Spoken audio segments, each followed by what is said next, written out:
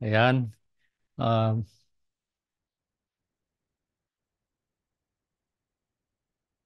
Bago tayo magpatuloy, nais kong magbasa muna sa aklat ng First John chapter 4 verse 21, and it says here, "And he has given us this command: anyone who loves God must also love their brother and sister."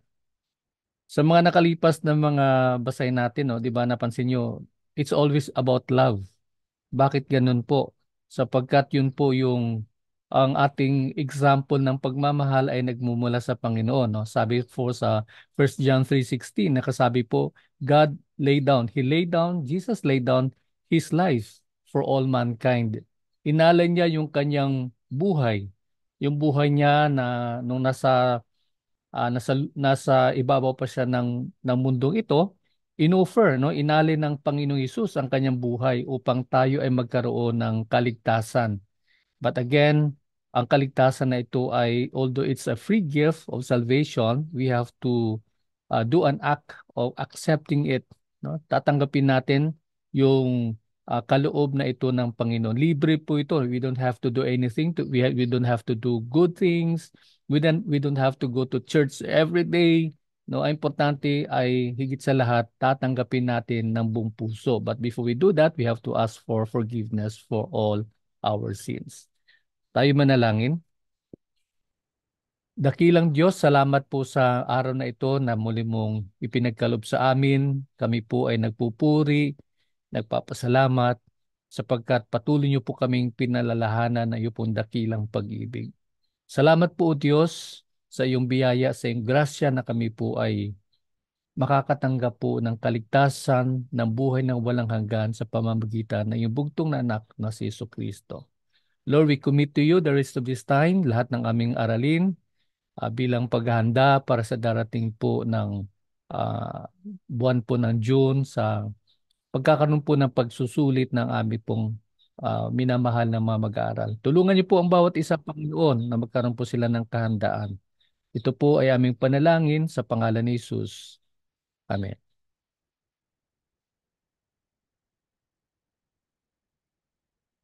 Ayan, no, maraming maraming salamat doon sa ayun, pagpapatuloy ninyo na may mga iba na medyo nahirapan ng konti, ngunit alam ko naman na ito ay bahagi ng pagsasanay, no?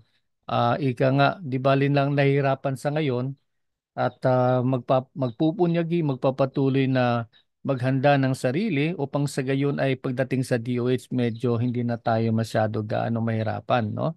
Kaya sa mga nakalipas na mga araw ay nasimulan na natin yung pagtalakay natin sa anatomy and physiology. Napag-usapan natin kung ano ang mga layunin natin, no, sa pag-aaral na ito.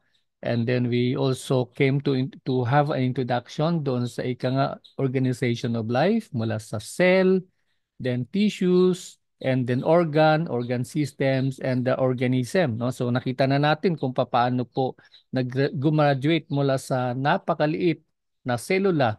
No? Ika nga, cell is the basic unit of life. No? Basic structure, basic unit, basic functional unit of life. Mula doon, graduate po siya hanggang sa organismo. And then we were also able to discuss a few about ano yung mga katawagan, no, na gagamitin natin pagdating doon sa mga mga body movements. Now, sa araw na ito, ang ating pag-uusapan naman ngayon ay patungkol sa ayan, anatomical planes. Ano yung anatomical planes? And then yung yung body regions, orientation, and directions, and the body positions. So, ba't natin kailangang malaman 'to? Kailangan natin 'to malaman para magkaroon tayo ng ng commonality, no?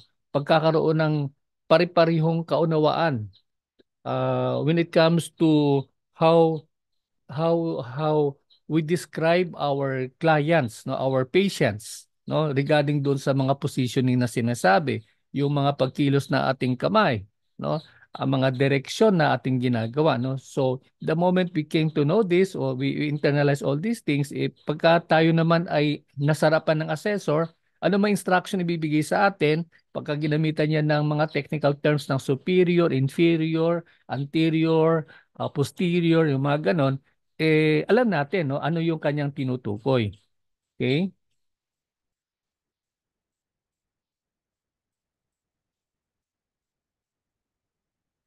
Okay. Parang may manok sa likod. May mayroong ano. Anyway, so tuloy tayo ngayon. Ito ngayon, no, tingnan natin yung anatomical planes. So ano yung anatomical planes? Ang anatomical planes is the ano to, yung ano siya, uh, classification siya ng iba't ibang planes ng katawan ng tao. At dito natin, no, magkaroon tayo ng understanding pagka ang point of reference is any of these three, no? Una sa lahat yung malitong spelling ng Cornwall. Coronal. Yeah. Coronal plane or ito po yung frontal plane which separates, saan ba yung coronal dito? Yeah, this one is ito yung halimbawa ng coronal plane, no, or the frontal plane na naghihiwalay sa front, no, which is the anterior, at yung likuran na ang tinatawag ay posterior, no? So kapag sa gilid, no? Yan, sa gilid nito, yan. Ito po ay yung frontal o coronal plane, no, na naghiwalay doon sa anterior, yan, which is the front, and the posterior. Dito yung ating point of reference, and the posterior itong sa bandang likuran. Okay. So, correction po, ang spelling po niyan ay Coronal. Coronal. Yan. Hindi cornal. Okay? And ang sumunod naman ay sagittal. Okay, pag sinabing sagittal, longi longitudinal. Ayan, longitudinal, which separates the left and the right side of the body, no? So, yan sa ating illustration, ito yung ano, no, sagittal plane, no? So, siya yung naghihiwalay mula dito, ang point of reference yung sa gitna, at naghihiwalay sa left at saka sa right. Yan, nakikita nyo, mababa yung kanina. No, pag ganoon, sa gitna, yung naghiwalay sa left at sa right, ang tawag dito ay sagittal plane. Okay? Or longitudinal. Okay? Longitudinal. Yan. Longitudinal plane. Yan. Nakakabulol. Okay? At ang pangatlo, the last but not the least, ika nga, transverse or axial plane, which separates the upper and the superior or the lower or inferior halves of the body. So yung sa gitna nito, I think ang point of reference naman dito sa pusod ng tao, no? Yung kalagitnaan yan, okay? Yung transverse plane or axial plane, siya yung naghihiwalay sa itaas at sa ibaba. Okay. So ulitin ko, ha. Okay, may tatlong anatomical planes at yung anatomical planes na yan ay nahati sa tatlo, the coronal plane which separates the front and anterior. Okay, coronal, ito yung banda dito, naghiwalay sa anterior and the posterior. Ang sumunod naman ay sagittal plane, longitudinal plane which separates the left and the right. Ang point of reference ay nandito sa gitna, yung naghiwalay sa left at naghihiwalay sa right, no? So, yan po yung sagittal plane. Now, kapag horizontal naman, yan pag ganun, transverse, no? Transverse or axial plane.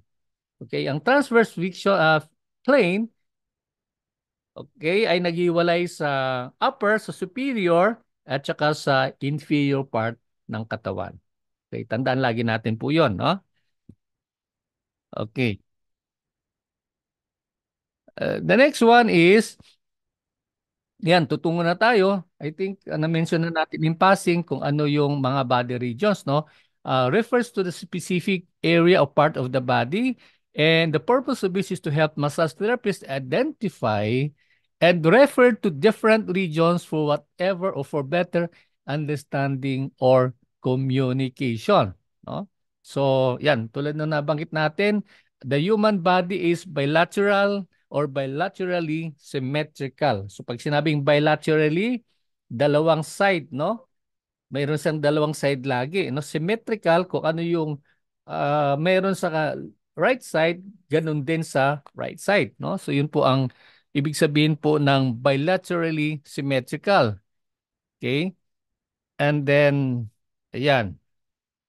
Okay, balikan naman po natin. Oh, well, nakalimutan natin dito, no? Pag pinag-usapan yung body regions, meron po tayong tatlo, apat na areas. The neck and the head. Okay, this is one part. You have the torso or the trunk. And then the upper extremities, yung kamay.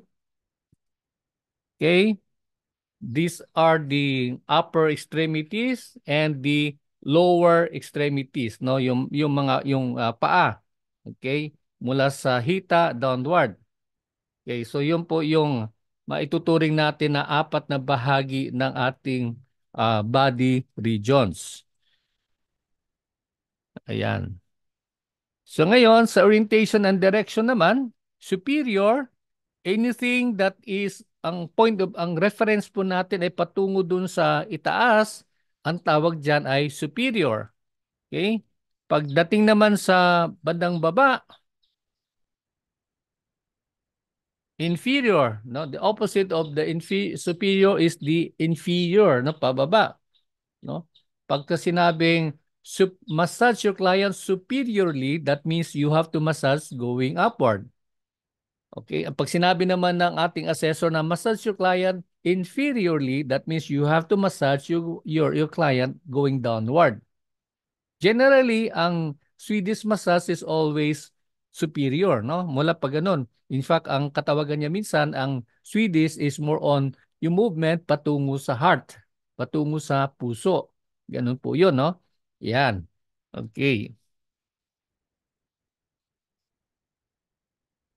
Ayan, ang anterior, katulad nung nabanggit na natin kanina, tandaan lagi natin, anterior is always referring to the front or means nearer to the front or in front of the body.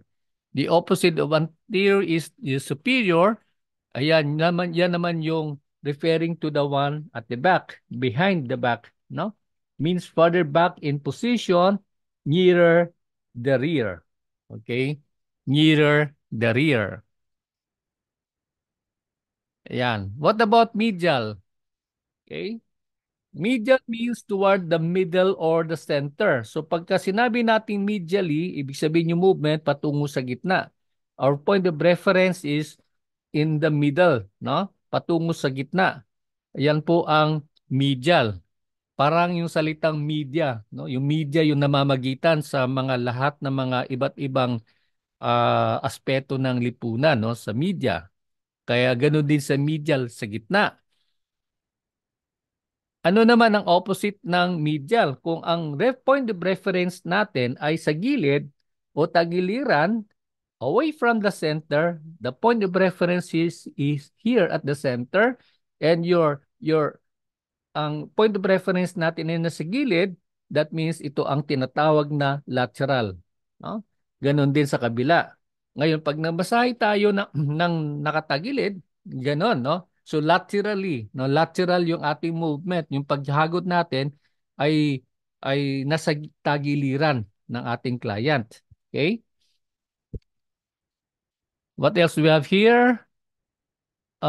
Proximal naman, yan, tandaan lagi natin, kapag ka pinag-usapan ay proximity or proximal, no? This refers to a part of the body that is closer to the center. So, closer to the center. In our model here, the center is here, no? Ito yung center. Kaya pagka patungo po siya doon sa sentro, ang tawag po diyan ay proximal, no? Or proximity. Malapit siya doon sa pinakasentro. Yan po ang proximal, no? So pag sinabi ng assessor, massage your client proximally, that means mula dito, no? Mula dito sa forearm, hahagurin mo siya hanggang sa upper arm. Okay? Ganun po ang Ibig sabihin po ng proximal or massaging your client proximally, no? Proximal, pag ganun po 'yan. The opposite of proximal or proximity is ano po? Distal, no? So, distal or distally, marinig nyo yan paminsan-minsan, distally, massage your client distally, that means yung iyong hagod ay mula dito sa upper arm patungo doon sa mga daliri, no? This refers to a part of the body that is farther from the center of the body than another part. No, palayo po yan. Hmm? From the center, palayo, palayo po yan, no? So, tanong, ito ba ay pwede lang sa kamay, no? No, pwede din po 'yan sa lower extremities basta palayo sa sentro, ganun po. Distal, palayo, palapit na movement ay proximal. 'Yun lang po yung mga lagi nating tandaan. Okay, ayan, nauna na tayo kanina. Yung body regions, head and neck, yung head houses the brain and the major sense organ. The head is upright held by the muscles and bones of the neck. Okay? Yan. Sige, rearrange ko na lang to later na medyo nahuli yung ano natin. Okay, ang sumunod naman yung trunk or torso. Yung trunk or torso na tulad sinabi natin kanina, ito yung pinaka-central part, no? Ito kumbaga sa New York, ito yung Central Park of New York. Ito yung pinakagitna. Okay? Na nandun din yung ating tiyan, yung abdomen, forming part of the trunk. And the last part, the second to the last is the upper extremities. Okay? Ito yun, upper extremities, part of the body that includes the arms, the wrist, and the hand. And of course, the last but not the least, yun yung lower extremities. Ito na yung ating hita, no? Hanggang dito sa talampakan, no? Yan. Yan po yung ating lower extremities. Ngayon, ano naman yung yung anatomical position? Kasi minsan may mga assessor nagtatanong, okay, show me the anatomical position of a of a human being. Yan.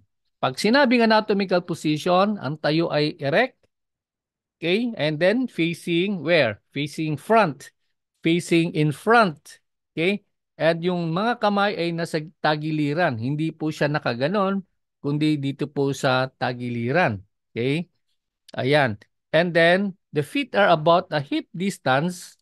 So yung kanyang yung distansya ng mga paa ay ano lang no, kalinya lang ng ating I'm sorry, ng ating balakang, no, hip distance and with the toes pointing forward.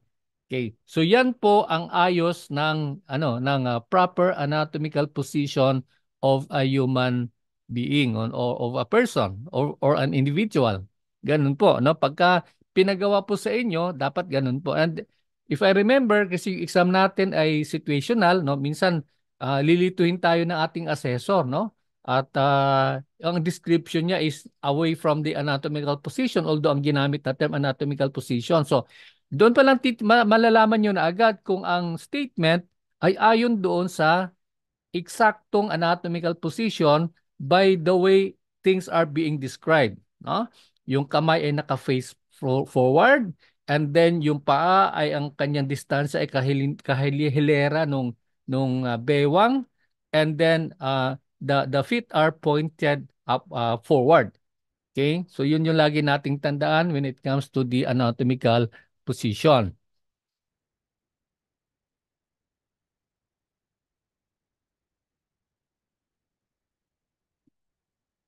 Ayan.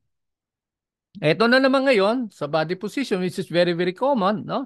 Pagka ang pasyente natin ay sinabi ng assessor, position your client in a supine position. Position your client in a supine position. Ask your client to assume a supine position. Ayan. Redundant, no? Paulit-ulit. Okay, pag sinabing supine, supine is a position of the body lying down and face up. Okay? So nakadapa po siya, kaya lang naka-face up. No, that's supine position. But the normal and the standard positioning ng ating client sa pagmamasahe ay which one? Supine or prone position? Okay, the next one is the prone position. Okay, karamihan sa ating client ay naka-prone position. Ganon. So, pansinin nyo, yung mukha ay naka-face down. Yan po ang prone position. No? Yan po yung ikang starting point ng pagmamasahe. Although, when I was in Japan, napag-alaman ko yung Namiko Shiatsu, hindi po siya either prone position or supine position, pero ang Namiko Shiatsu ng Japan ay normally nagsisimula sa lateral position. Okay? So naka-lateral side because ang unang tinitreatment ng mga Namiko practitioners ay dito sa leeg. I'm sorry, lateral side of the neck. Ganun po. Kaya that explains kung bakit lateral po lagi. No?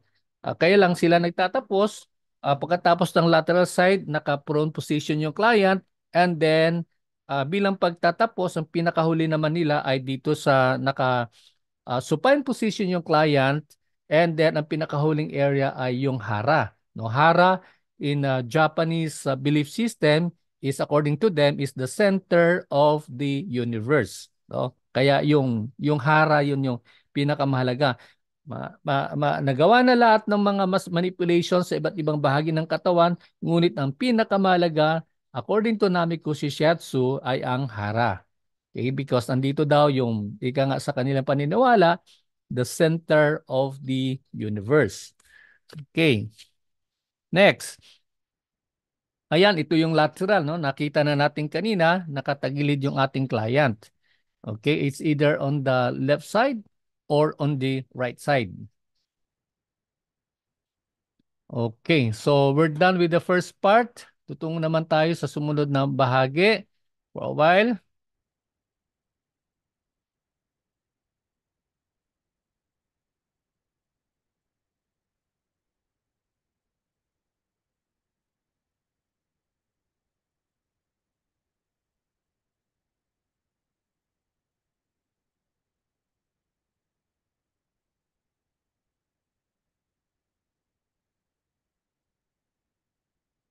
Okay. Ito ngayon, tutungo na tayo sa ating review uli, no? Kasi kahapon napag-usapan na natin yung mga katawagan at ibang mga body positions. But this time, ito yung parang pinaka-illustrations ng mga body movements na pinag-usapan natin kahapon. Okay? Una sa lahat, sa spinal column. Ano ang matatagpuan natin sa spinal column for a while? Ayan. Okay. So pagka spinal column, okay, so this is by the way, the spine, no, yung gulugod, no, ito yung gulugod. Okay, this is the spine. Kapag ka nag-bend siya forward, like what we can see here sa ating illustration, ito, ang tawag dyan ay flexion. So nag-flex ka forward. Okay? Ang tawag dyan ay flexion. The next one is pagka nag-opposite movement naman siya from the flexion, okay? Kanina kasi nakayukong pa ganon, no? Ewan ko lang kung naabot nyo na ng ganon katulad nung nasa illustration. Pero ako hirap na akong abutin talaga no, yung nakadikit yung mukha mo doon sa iyong paa. Okay? Pero kung bata-bata, kayang-kaya po 'yan. Now, when the movement is opposite of flexion, ang tawag po diyan ay extension. Okay? Kahapon yung paa, nakita natin no, illustration, kapag pag ganon, sorry, talikod pala. Pag ganon, flex. Pero pag binalik mo sa dating ayos, naging extension. Okay? Pero dito ngayon sa spinal column, opposite, no? Pagka pinaganon mo yung movement, yung ulo mo ay gumanon, that becomes flexion. Pero the moment you reverse it back, nagiging extension. Ayan. Now, what about when the movement is sidewise, no? Sa gilid. Kaya ba na ito? Yung pag ganon. Yan, pagilid. Yan. So kapag ang gilid naman, ang movement, ito ay nagiging lateral flexion. No? Remember, pag sinabi nating lateral, always referring to the side. No? Nandito sa gilid. So this is an example. Figure 8 is an example of lateral flexion. Ang sumunod ay yan. Okay? Again, nasa spinal, ano pa rin tayo, spinal part pa rin tayo. Okay? Pagka movement naman ay from the front to the rear. Pag ganon, patalikod, no? Ganon.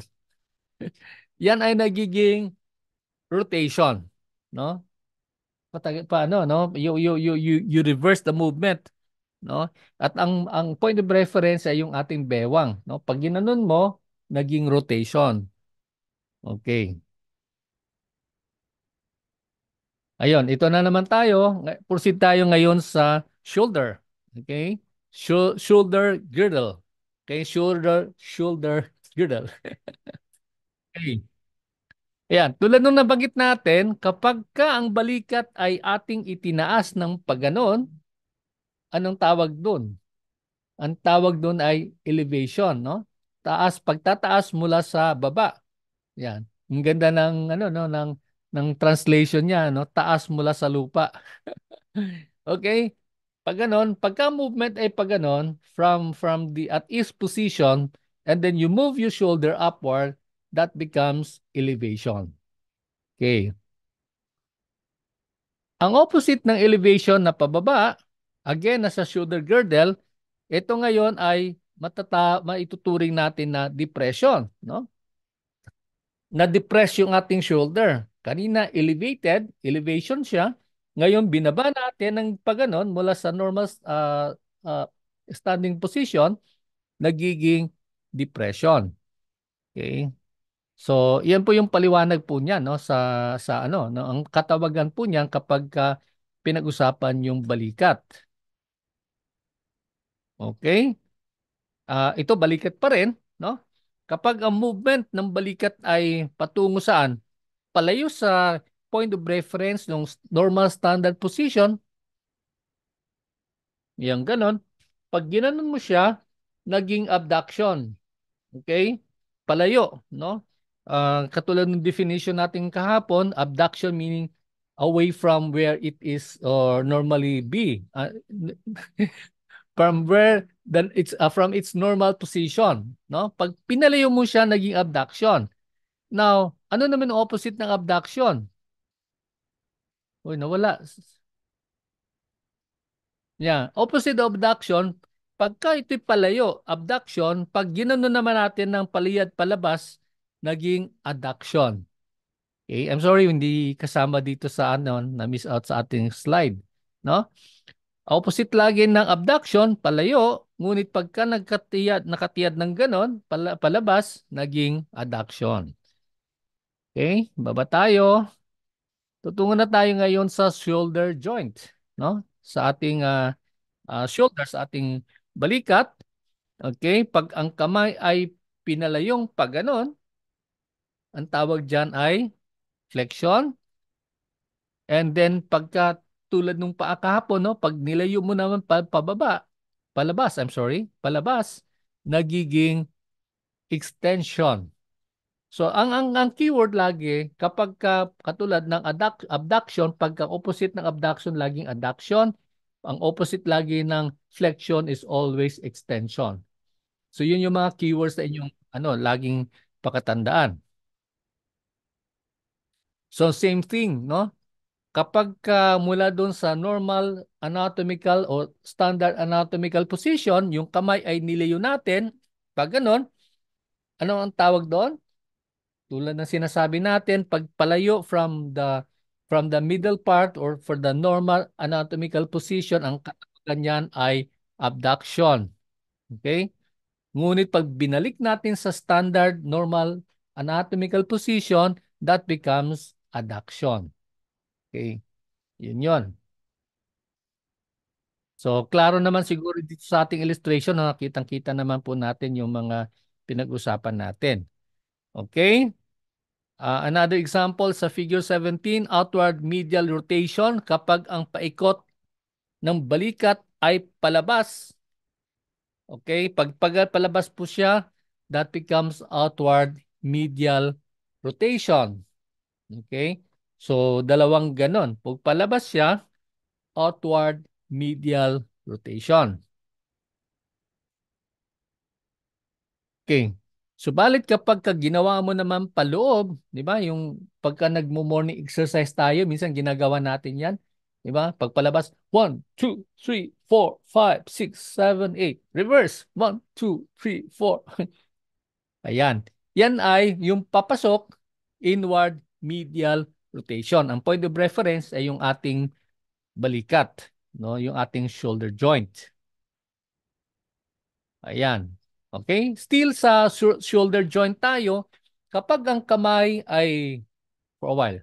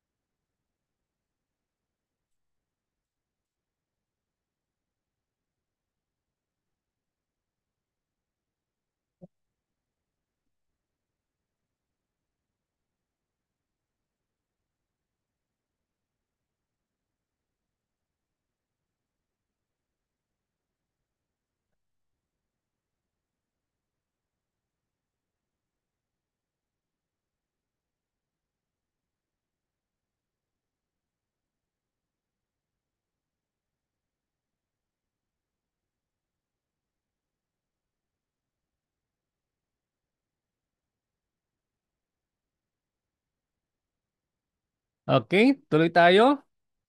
Ngayon, yung balikat natin ay naka-stretch ng pagganon at yung kamay ay ating inikot, no? Either clockwise or counterclockwise. Pagka pabilog yung movement o ikot ng ating kamay, ang tawag dyan ay circumduction. Okay. So, circumduction, ito yung makikita natin sa illustration natin, no? Either clockwise or counterclockwise. Basta pagka ang movement niyan ay paikot, no? Paikot using yung point of reference ay yung ating shoulder joint, no? Yan po ang katawagan diyan ay circumduction. Okay. Ayan, nasa elbow joint naman po tayo, no? Elbow joint. Ito, elbow joint. Okay. So kapag ang movement ay nawala.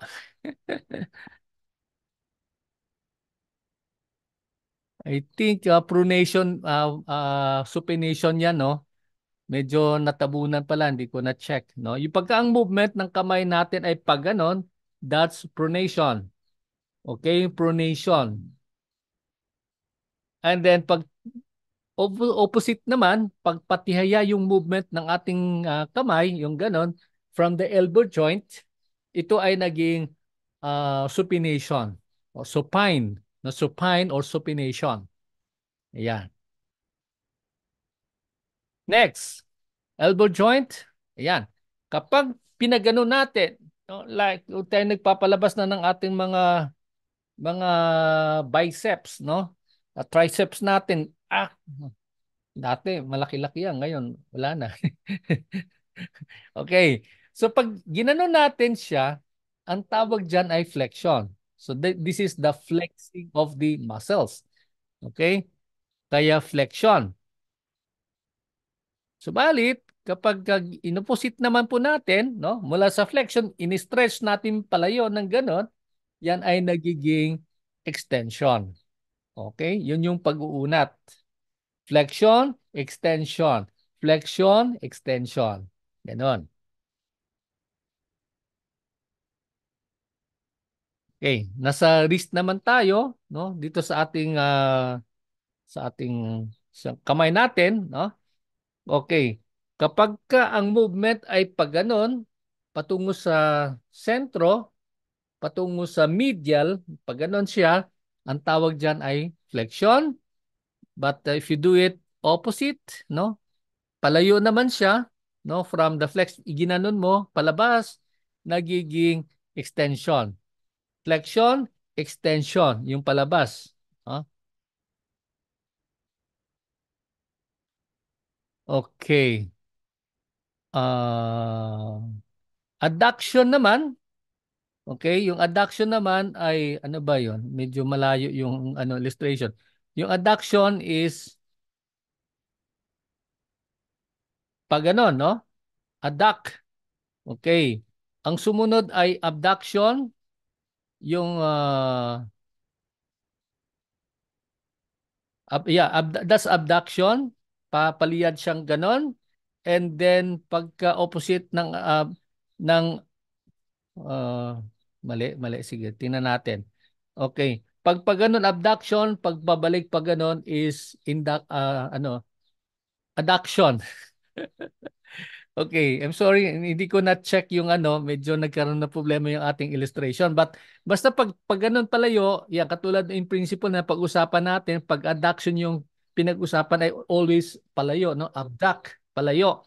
Pagka pabalik ng ganon, addition, no? Kaya nagiging adduction. Okay. Ngayon, kanina, yung ating arm na nakastretch, no, circumduction, no, paikot. Ito na naman kapag ang ating palad ay inikot nating ganon, that whether clockwise or counterclockwise, nagiging circumduction. Yung ganon, no? So, circumference. No, pag sinabing circumference, the movement is around a circle, no? Imaginary circle, yung pag ganon, no? Whether clockwise or counterclockwise. Ayan. Tuloy tayo. Sa hip naman tayo, eto, no? Pag ang hip ay, ang movement ng hip ay paakyat, sa yung front ng mama. Pag ganon, okay, that is what we call as flexion. Okay? Pag ganon siya, flexion. Ito yung nasa hip. Okay. Pag binalik sa tiniyad siyang palayo, kanina kasi flexion, pag tiniyad siyang from the normal anatomical position at ginano mo yung paa, ano na naging tawag doon? Ang tawag na doon ay extension. Okay? Kahapon, nakita natin kapag ginano natin, flexion, ang point of reference yung tuhod, pag binalik mo sa dati, nagiging extension. Pero ito, ang point of reference natin yung hip joint.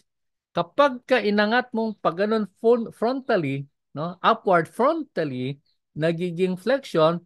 Subalit kapag ginawa mo na naman yung movement palayo, nagiging extension. Okay? So, at least nakukuha niya na yung prinsipyo kung ano yung frontal at ano yung flexion, ano yung extension, ano yung abduction, ano yung adduction, things like those.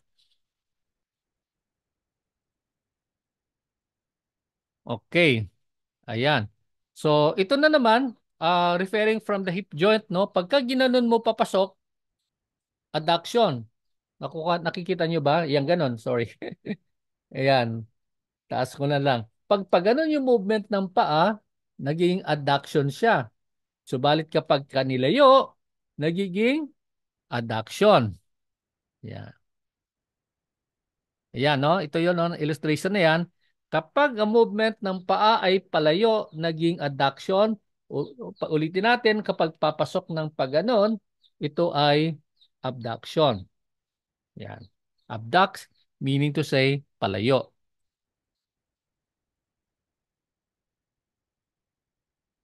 Ayan. So, frontal rotation, so yung ikot niya ay pagilid, no? Frontal rotation, that's pagilid. Sorry, ganon, no? Mula ang point of reference ulit natin, ang ating point of reference ay dito sa my hip joint, no? Pababa. Okay. That's frontal rotation.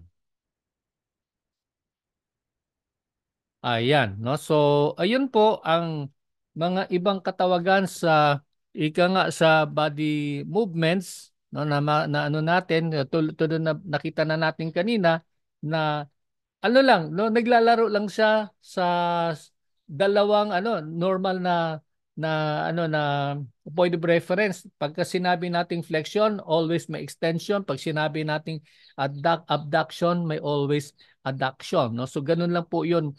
Tapos anything that moves clockwise or counterclockwise mula sa isang point of reference ng access point of reference pag ganun, lagi yang tawag dyan ay circumduction. Okay? So, simple lang po, di po ba? Simple lang po. Ang importante lang is ano lang mayroon lang tayong working knowledge ika nga no. Mayroon tayong understanding when it comes to ano ang mga pag pinapagawa sa atin ng ating client, ng ating assessor, no, ng ating evaluator, and using these technical terms, hindi na tayo makukonfuse at hindi tayo matataranta no kasi alam na natin ang ibig sabihin ng kanyang pinapagawa. No? Kasi normally, lalo na kung ang ating assessor ay isang PT, no? Naalala ninyo sa ating composition ng Committee of Examiners for Massage Therapy, merong abogado, may legal, merong mula sa sanitary inspection group, meron din tayo mula sa medical field, and then one of those is ang member ay mula sa hanay ng mga physical therapists, no? Kaya pagka ang naging assessor ninyo ay physical therapist, asahan ninyo yun yung mga terms sa kanyang gagamitin, no? Kasi yun yung kanilang ika nga pinaka bread and butter. Yan ang bread and butter ng mga physical therapist, no? Diyan yun, no, sa mga range of motion, yung mga ganon mga movement, mga manipulations, things like those, no? So, ayan. So ngayon, I will open the floor. If you have any question or clarification doon sa ating nakalipas na discussion, kindly raise your hand. If you have anything to clarify, meron ba kayong tanong? Um, uh, Virgie, ikaw, may tanong ka ba? May gusto ka i-clarify? Okay naman po tayo, no? So, kita naman po natin sa ating manual, ano naman po, kung babasahin natin ito na maigi, self-explanatory naman siya, no? Makikita natin na ano yon. We have discussed so far the different body movements, and what time is it now? It's medyo maaga-aga tayo, no? Ano natin? Pwede ba natin pag-usapan yung ano? Sige. Tutungo na tayo ngayon sa ating unang maging discussion natin sa anatomy and physiology, no? Uh, let's have a short break and then hanapin ko muna yung slide na yon para masimulan natin konti kasi sayang oras eh. We still have around mga 15 minutes, 14 minutes for a while.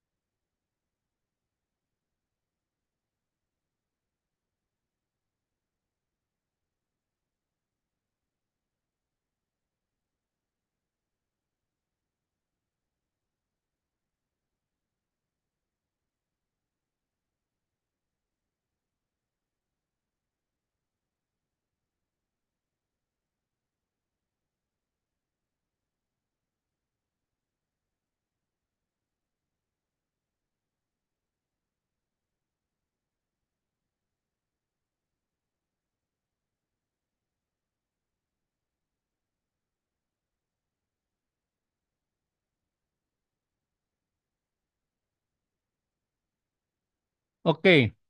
So,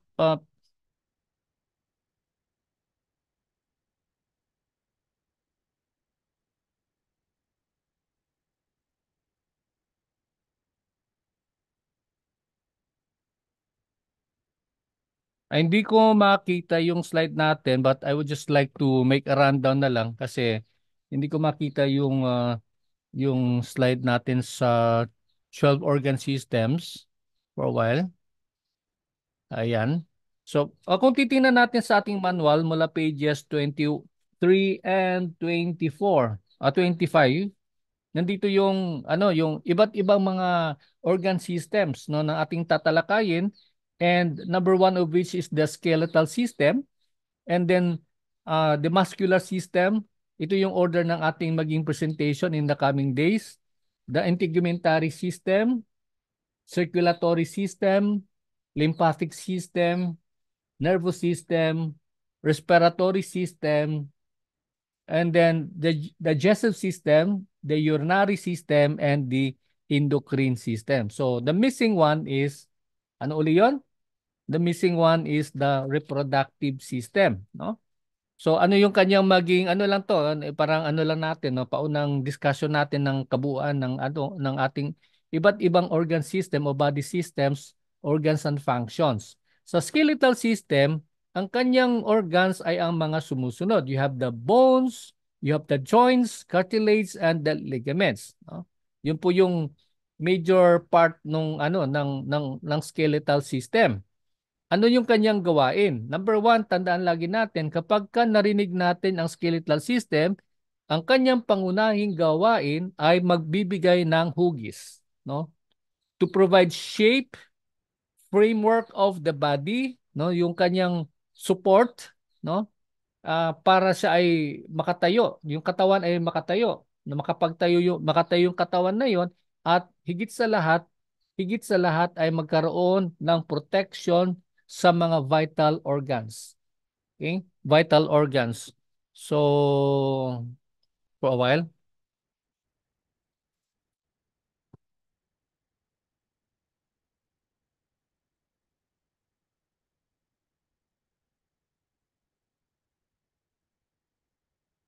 Okay, ito ay si Junior Bonnie. Pasensya na kayo, hindi na makita yung kanyang yung kanyang forearm. Okay. So, yun yung ano niya, no? Ang skeletal system, yan. Ang skeletal system ay nagbibigay siya ng hugis, no? Can you just imagine kapag ang tao ay walang skeletal system, no? Pag wala siyang buto, 'di ba? Para tayong jellyfish. Yung jellyfish wala siyang buto, di ba? Kaya yun no, gumagapang siya kung nasa surface siya, nasa ibaba ng lupa, gumagapang siya, no? Nasa dagat po 'yan. Kaya ganun po yung galaw po niya. Walang spine, wala siyang skeletal system. Okay? So, nagbibigay siya ng forma. And then the framework, pag sinabing framework, this is the framework of support, no? Para makatayo po 'yan. And then ano po ang ano niya? Protection of the vital organs. So yan po ang diyan po Diyan po nakatago yung mga vital organs sa brain, and then of course yung ating heart na nandito, yung ating lungs, the rest of the parts of the human body. Yan, napakaganda ng kanyang ginagawa, no? Well, just like any other part of the human body, kailangan sandali baka kasi tumakas eh. Baka tumakas si Bonnie. Matagal-tagal na siyang naka nakabitin. Okay, ang sumunod naman ay muscular system. Okay. Muscular system is composed of the skeletal, the smooth, and the cardiac muscle. So napag-usapan na natin yung iba't ibang mga di ba? Napag-usapan na natin yung tissues. So ito yung sa muscular system, meron tayong skeletal, smooth, and cardiac muscles. At ang kanyang pinakalayunin ay ayan, let me show it to you. A part of which, no, ito yung muscles na yan. Nagbibigay siya ng locomotion, no? Pag sinabi nating locomotion, you're referring to or you're talking about the movement of the human body, no? Yung kanyang pagkilos, and then heat. nagbibigay siya ng init. Kasi yung ating katawan, kinakailangan nami-maintain siya ng init na hindi sobrang lamig o sobrang init para makapag-function na maigi yung ating yung katawan ng tao. Okay? And of course, nagtumutulong siyang pag-maintain ng balanse, no? To help maintain balance. Ganun po. Ayan po yung nagagawa ng ating muscular system. Okay? So, anyway, pahapyaw lang po ng mga discussion po yan. Sa susunod na araw, himay-himayin po natin yung iba't ibang mga ika nga nitty-gritty ng ating mga iba't ibang organ systems. Okay?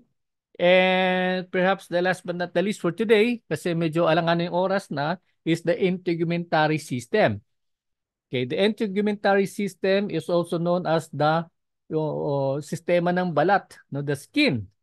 Ano yung kanyang composition? We have the skin, the hair, the nails, the oil glands, and the sweat glands. No? So, these are the major components of the integumentary system.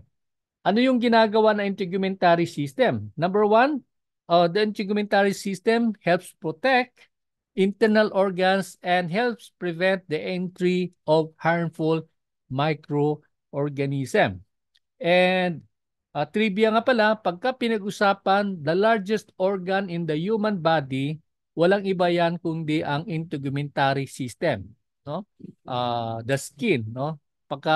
Yan ang pinag-usapan na pinakamalawak na organ sa katawan ng tao, walang iba kung hindi yung skin, no?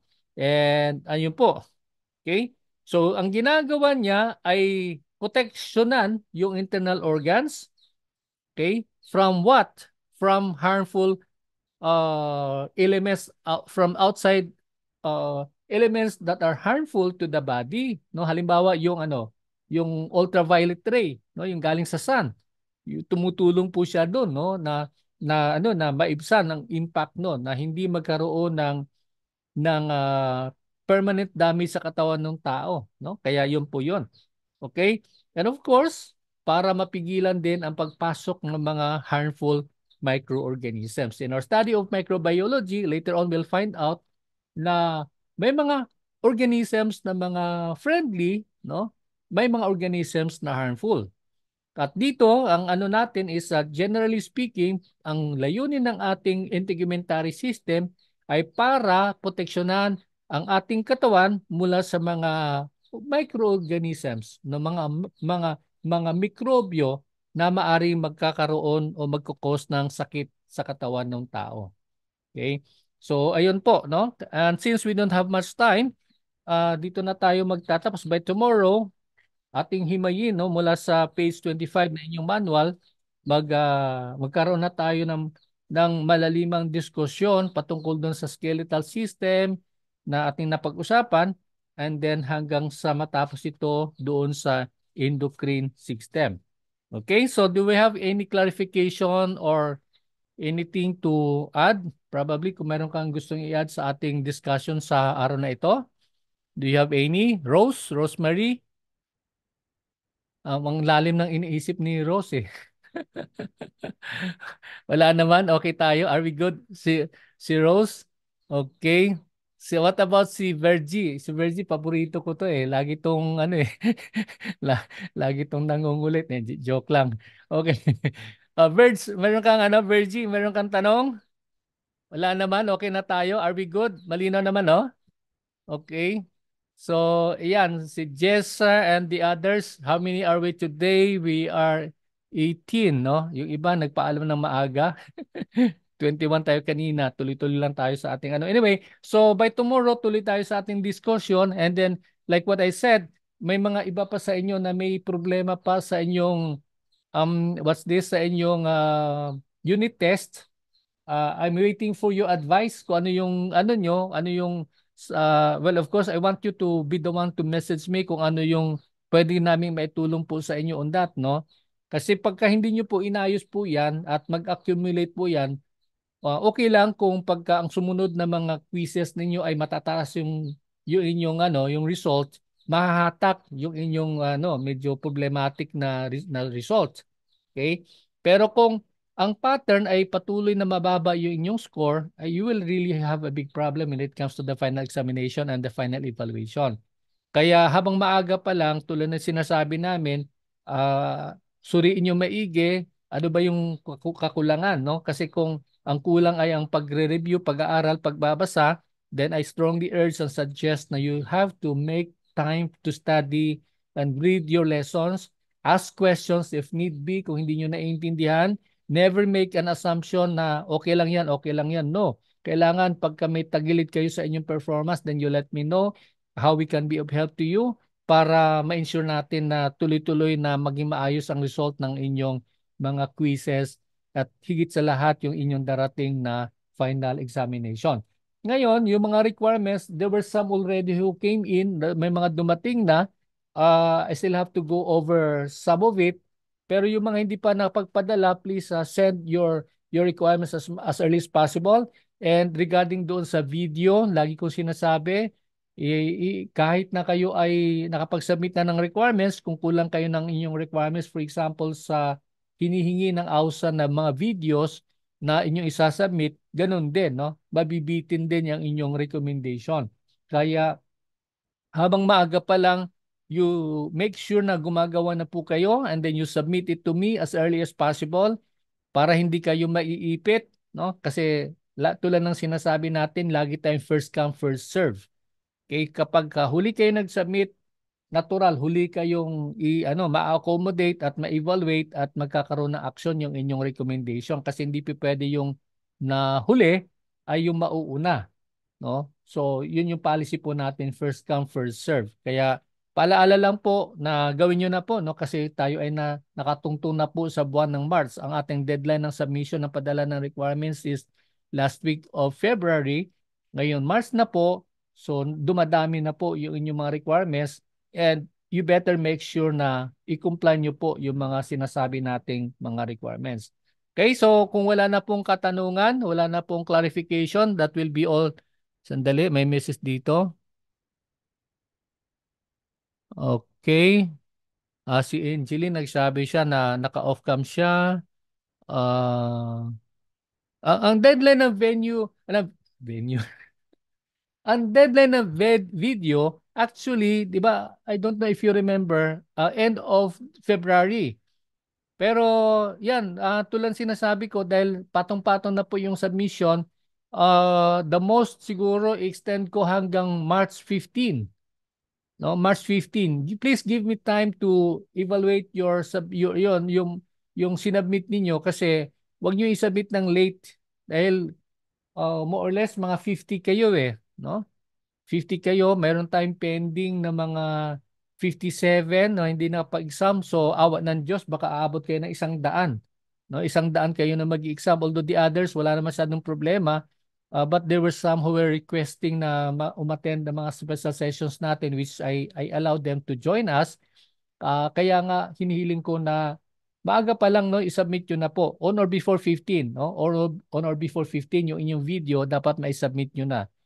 Tandaan ninyo, no submission of video kahit na mataas yung inyong performance sa theoretical, hindi namin kayo ma-recommend. Even if you have submitted your documents and your requirements on time at walang problema. Okay? Kaya ulitin ko, submission ng inyong DOH requirements, halos sinabay-sabay na natin because we are trying to avoid na magkaroon ng problema doon sa submission sa DOH. Number two, yun yung paghandaan ninyo, yung ating final examination later on. But the two remaining na unit tests natin, graded po yan. Kaya aral kayo na maigi. No? Aral kayo na maigi. Lahat ng result ng inyong quizzes are properly recorded. If you miss one, malaking problema na yon, no? Kasi talagang recorded yan no? So I don't know how you will copy that no kapag you miss one of the graded unit tests natin. Okay, and of course yung video. Yun yung gagawin nyo po, yung video na yan. Okay.